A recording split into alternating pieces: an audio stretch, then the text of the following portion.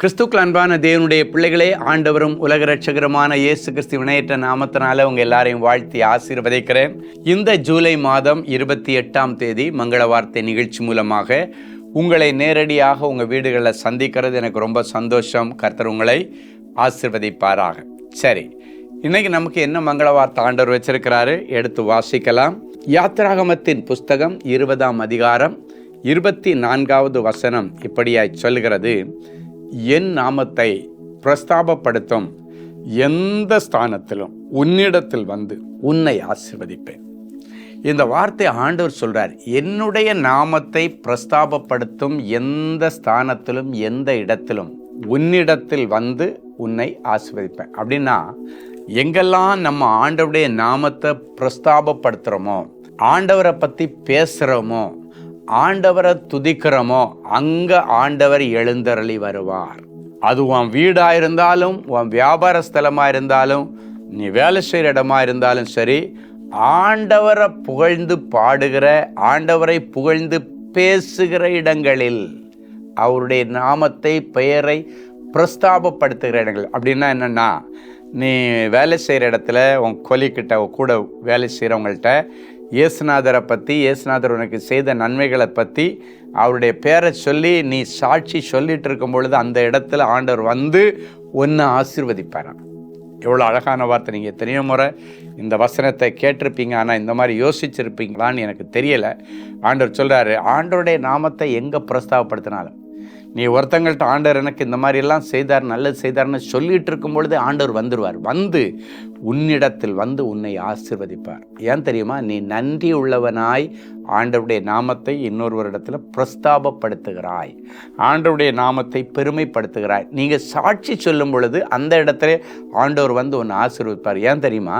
ஒருவன் சாட்சி சொல்லும் பொழுது, ஆண்டவர் செய்த நன்மையை மற்றவர்களுக்கு விவரித்து சாட்சி சொல்லும் பொழுது, அது ஆண்டவருடைய நாமத்தை பிரஸ்தாபப்படுத்துகிறதற்கு அடையாளம். எனவே அந்த இடத்துல வந்து அவனை இன்னும் ஆண்டவர் ஆசீர்வதிப்பார்.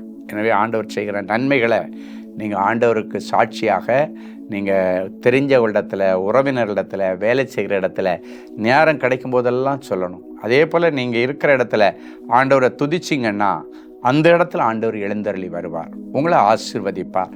ஸோ ஆசீர்வாதத்தை பெற்றுக்கொள்கிறதற்கு எளிய வழிகள் நிறைய பைபிளில் இருக்குது. அதில் இந்த எளிய முறையை இன்னைக்கு மங்கள வார்த்தை மூலமாக நீங்கள் கற்றுக்குங்க.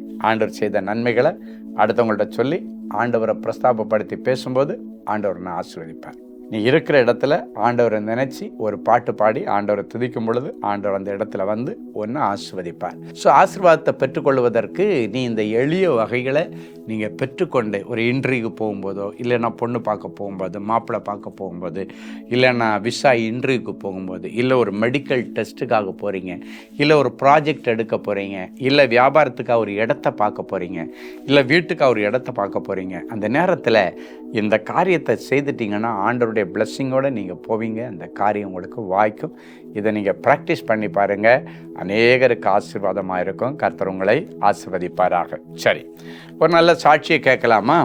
Sister Viji from Mumbai. என்னுடைய சகோதரியின் பெயர் நிகில் ராணி.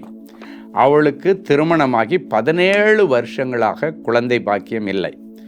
இந்த நிலைமையில் நானும் என்னுடைய சகோதரி மற்றும் அவருடைய கணவருடன் மும்பை தாராவி ஹோலி மைதானத்தில் நடைபெற்ற கூட்டத்தில் கலந்து கொண்டு சகோதரர் ஸ்டீஃபன் அவர்களை சந்தித்து ஜெபித்து கொண்டோம். என்னுடைய சகோதரிக்கு குழந்தை பாக்கியம் கிடைக்க சகோதரர் ஸ்டீஃபன் அவர்கள் மிகவும் கண்ணீரோடு பாரப்பட்டு ஜெபித்தார்கள். கர்த்தர் அந்த ஜெபத்தை கேட்டு என்னுடைய சகோதரிக்கு 17 வருஷங்களுக்கு பிறகு கர்ப்பம் தரிக்க கிருபை செய்தார். கர்த்தருடைய கிருபையினாலும் சகோதரர் ஸ்டீஃபன் அவர்கள் ஏறெடுத்த ஜெபத்தினாலும் என்னுடைய சகோதரிக்கு அழகாக பெண் குழந்தை பிறந்தது. ஒரு அழகான சாட்சியை நீங்கள் கேட்டீங்க. கர்த்தர் இந்த சாட்சியை போல உங்களையும் ஆசீர்வதிப்பார். நான் சொன்னது போல் நம்முடைய தேவனின் அன்பு ஜெப கோபுரங்களுடைய பிரான்ச்சஸ் எங்கெங்கே இருக்குன்னு உங்களுக்கு சொல்லியிருக்கிறேன். குறிப்பாக மும்பை ஜெப கோபுரத்தில் நடந்த ஒரு அதிசயத்தை தான் இப்போ நம்ம வாசித்தோம். ஸோ மும்பை ஜெப கோபுரத்துக்கு மாதம் ஒரு முறை நான் வர்றேன். மற்றபடி டெய்லி காலையில் 9:30 மணிலேருந்து சாயங்காலம் 6:30 மணி வரைக்கும் ஜெபகோபுரம் திறந்திருக்கும். அட்ரஸ் கீழே போட்டிருக்கு. நீங்கள் வந்து ஜெபித்து ஆண்டவருடைய ஆசீர்வாதத்தை பெற்றுக்கொள்ளுங்க. இதே போல் 17 வருஷம் 20 வருஷம் குழந்தை இல்லாதவங்க, வேலை இல்லாதவங்க நிறைய பேர் வந்து ஆண்டவருடைய ஆசீர்வாதத்தை பெற்றுக்கொள்வாங்க. ஒருவேளை மும்பை பகுதியில், பூனா பகுதியில் இருக்கிறவர்கள் என்ன நேரம் சந்திக்கணும், சென்னையில் எங்களுக்கு அப்பாயின்மெண்ட் கிடைக்கலன்னா நீங்கள் எங்களுடைய மும்பை ஜெபகோபுர நம்பர் இப்பொழுது கொடுத்துருப்போம். நீங்கள் அதில் தொடர்பு கொண்டு உங்கள் பேரை பதிவு செய்தீங்கன்னா மாதம் நான் வரும் பொழுது அந்த நாட்களில் உங்களுக்கு அதற்கான அப்பாயின்மெண்ட் கொடுக்கப்படும். கர்த்தர் உங்களை ஆசீர்வதிப்பாராக. சரி, ஜெபிக்கலாமா? அன்பான ஆண்டவரே, உமக்கு நன்றி. இயேசுவின் நாமத்தினாலே என் அன்பு பிள்ளைகளை நான் வாழ்த்தி ஆசீர்வதிக்கிறேன். உம்முடைய நாமத்தை பிரஸ்தாபப்படுத்துகிற எந்த ஸ்தானத்திலும் நானே வந்து உன்னை ஆசீர்வதிப்பேன் என்று சொன்னீரே. இவ்வளவு நாளும் தேவனுடைய நாமத்தை பிரஸ்தாபப்படுத்தாமல் என் பிள்ளைகள் இருந்திருந்தால் இவர்களை மன்னியும். இன்னைக்கு பிறகு இவர்களுடைய வீடு, இவருடைய வியாபார ஸ்தலம், வேலை ஸ்தலம் எல்லாமே ஆண்டவரை பிரஸ்தாபப்படுத்துகிற, ஆண்டவர் செய்த நன்மைகளை விவரித்து சொல்லுகிற ஒரு கிருபை பெற்ற இடமாக மாறவும், அதன் நிமித்தம் அந்த இடங்களில் இருக்கிற பாழ்கள் நீங்கி ஆசீர்வாதம் உண்டாகவும் நிறைஞ்ச மனசில் பிள்ளைகளை ஆசீர்வதிக்கிறேன். கர்த்தர் இவர்களுக்கு செய்த நன்மைகளை மற்றவரிடத்தில் சாட்சியாய் சொல்லும் பொழுது அநேகர் அதன் நிமித்தம் விசுவாசத்திலே ஏவப்பட்டு அற்புதங்களை பெற்றுக்கொள்வார்கள். அதற்கு இவர்கள் ஆசீர்வாதமாக இருக்கிறபடியினாலே, அதற்கு இவர்கள் காரணமாக இருக்கிறதுனாலே கர்த்தர் இவர்களையும் ஆசீர்வதியும், அவர்களையும் ஆசீர்வதியும். தொடர்ந்து கிருபை சூழ்ந்து கொள்ளட்டும். இன்றைக்கு பிறந்த நாள் மற்றும் திருமண நாளை நினைவு கூறுகிற பிள்ளைகளை ஒரு விசை கர்த்தர் கண்ணோக்கி பார்க்கிறதற்காக உமக்கு நன்றி, உமக்கு நன்றி, உமக்கு நன்றி.